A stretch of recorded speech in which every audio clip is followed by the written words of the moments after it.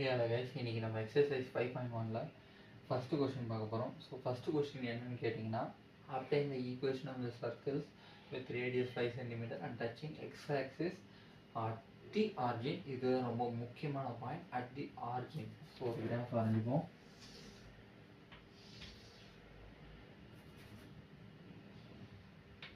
இது x, இது y. So உங்களுக்கு தெரியும் இதுதான் ஆரிஜின், ஓகேங்களா? இது ஆரிஜின்.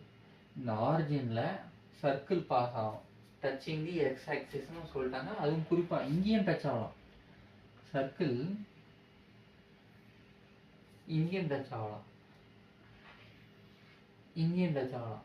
ஆனால் அவங்க கொஷினில் தெளிவாக touching the x axis at the ஆரிஜின்னு சொல்லிட்டாங்க.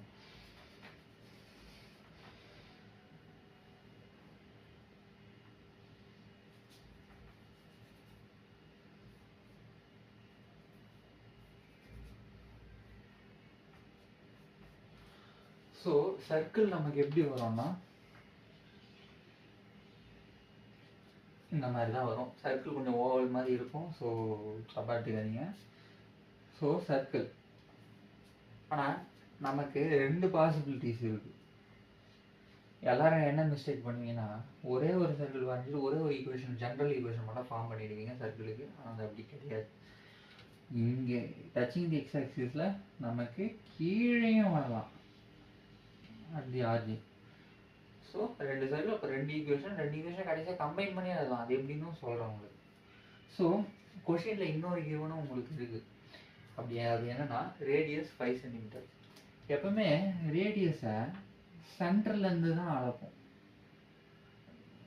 சென்டர்லேருந்து இப்படி அளப்போம்.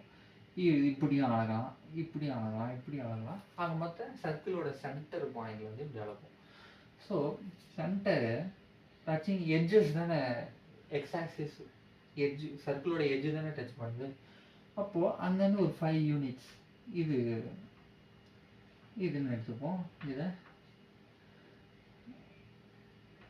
மார்க் பண்ணி 0,5 பாயிண்ட் ஏன்னு சூஸ் பண்ணிப்போம். இது 0,5 பாயிண்ட் ஏன்னு சூஸ் பண்ணிப்போம்.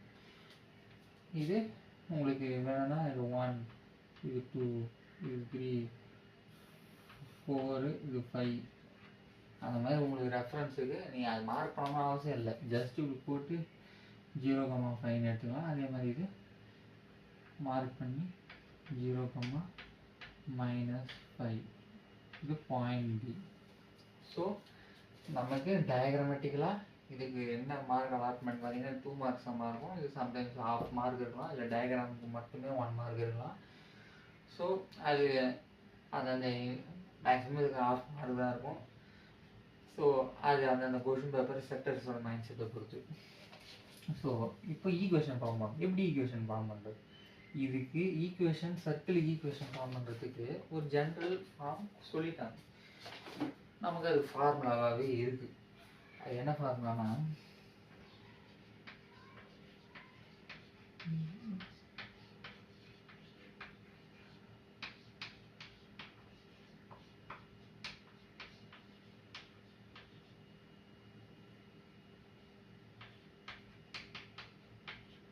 இதுதான் அந்த ஜென்ரல் ஃபார்ம். ஸோ இதில் பாயிண்ட் ஏவை சப்ஸ்டியூட் பண்ணால் போதும், இதில் பாயிண்ட் பியை சப்ஸ்டியூட் பண்ணால் போதும். ஸோ இது சென்டர் பாயிண்ட். சென்டர் பாயிண்ட்டை ஃபார் சென்டர் பாயிண்ட் எழுதிங்க. சென்டர் பாயிண்ட் வேணும், ஃபார் பாயிண்ட் ஏன்னு எழுதிங்க. ஃபார் பாயிண்ட் ஏ 0,5, இது h, k. நமக்கு சென்ட்ரல் பாயிண்ட் தான் h, k. இதை ஞாபகம் வச்சுக்கோங்க. ஒரு சர்க்கிளில் சென்ட்ரல் பாயிண்ட் தான் h, k. ஸோ இதை சப்ஸ்டியூட் பண்ணுங்க. x - 0 whole square plus y minus 5 whole square. நான் வந்து ரேடியஸ் கொடுத்தாச்சு.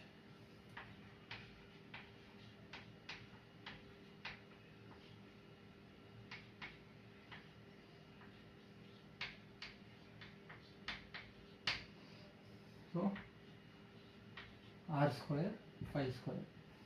இதை எக்ஸ்பேண்ட் பண்ணால் ஜீரோக்கு வேல்யூவில் எக்ஸ் ஸ்கொயர், இது a minus b form. So y square plus 5 square 25 plus 2ab minus 2ab, அது 2 5 are 10 10y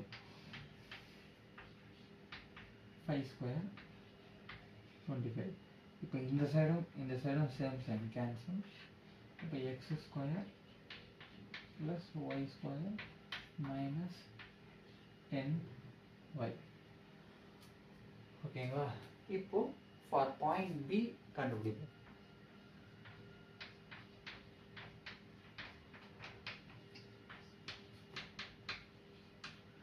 For point B 0, minus 5 x minus 0 whole square y plus 5. Okay, ஃபார்முலாவில் நமக்கு ஒரு மைனஸ் இருக்கும். ஸோ அந்த மைனஸும் இந்த மைனஸும் சேர்ந்து ப்ளஸ் ஆகிடுச்சு. இந்த கன்ஃபியூஸ் ஆகலாம்னா whole square equal to 5 square. இப்போ இது x square plus Y square plus 5 square 25 plus 10y equal to 25. இந்த side cancel. அது x square equal to y square plus 10y equal to 0. உங்களுக்கு இன்னொரு டவுட் வரும், இவ்வளோ நேரம் 0 இல்லையே, இப்போ எப்படி ஈக்குவல் டு 0ன்னு வருதுன்ட்டு. இங்கே ஈக்குவல் டு இருக்கா, இப்போ இங்கே ஈக்குவல் டு இருக்கா, இந்த 25 இந்த பக்கம் வந்துச்சுன்னா எதுவுமே இல்லைன்னு அர்த்தம். அப்போ 0ன்னு போடுவோம். அப்போது 25 மைனஸ் 25 ப்ளஸ் 25 கேன்சல். அந்த லாஜிக் நீங்கள் பழகிட்டீங்கன்னா தெளிவாக உங்களுக்கு தெரியும்னா அப்படியே கேன்சல் பண்ணலாம். ஸோ இப்படியும் அந்த இந்த மைனஸ் 10y ஒரு ஈக்குவேஷன் இருந்ததா, அந்த ஈக்குவேஷன் தானே தனி ஈக்குவேஷன் தனியாகவும் எழுதலாம். அப்படி இல்லைன்னா